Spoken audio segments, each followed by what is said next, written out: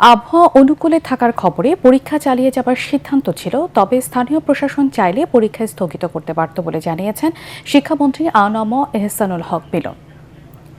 সংসদ অধিবেশনে শিক্ষামন্ত্রী বলেন, বিগত সরকারের প্রণীত রুটিন অনুসারেই পরীক্ষার সময়সূচি বর্ষা মৌসুমে নির্ধারিত হয়েছে।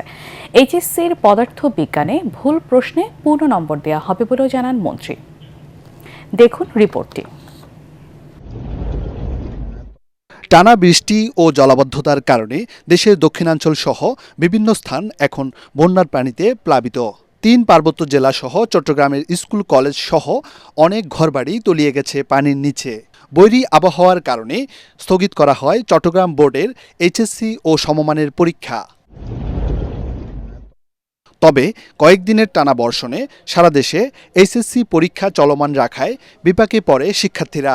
বেশ কিছু এলাকায় জলাবদ্ধতা পেরিয়ে পরীক্ষা কেন্দ্রে যেতে হয় পরীক্ষার্থীদের।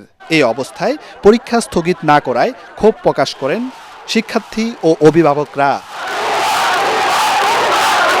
মঙ্গলবার সংসদে আলোচনার কেন্দ্র হয়ে ওঠে এই প্রসঙ্গ। প্রশ্ন উত্তর পর্বে প্রতিকূল পরিবেশে পরীক্ষা নেয়ার বিষয়টি খোলাসা করেন শিক্ষামন্ত্রী। বিকেল 5টা পর্যন্ত আমরা বসে থেকে সিদ্ধান্ত নিলাম যে সকলেই বলল যে ওয়েদার ভালো হবে, সেই জন্য পরীক্ষা রেখেছি। তখন সকলকে নৌকায় করে ওই স্কুলের 5তলা ভবন সেখানে নিয়ে পরীক্ষা তারা নিয়েছে।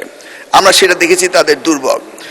তাছাড়া সারা বাংলাদেশে আমরা ডিসিদের সাথে কথা বলেছি এবং ইউনিটের সাথে তারা বলেছে যে কোথাও পরীক্ষা কোনো রকম দুর্যোগ ঘটেনি। আগামীতে পরীক্ষা ধাপে ধাপে ডিসেম্বর ও জানুয়ারিতে নিয়ে আসা হবে বলে জানান তিনি। আমরা এসএসসি এবং এইচএসসি দুইটি পরীক্ষাকে খানিকটা আগিয়ে এনেছি এবং আমাদের প্ল্যান রয়েছে 2027-এর এসএসসি ব্যাচ ধরে আমরা আস্তে আস্তে এক্সামিনেশনের মান্থ হবে ডিসেম্বর এন্ড জানুয়ারি। এ সময় শিক্ষার্থীদের পড়ার টেবিলে ফিরে আসারও আহ্বান জানান শিক্ষামন্ত্রী।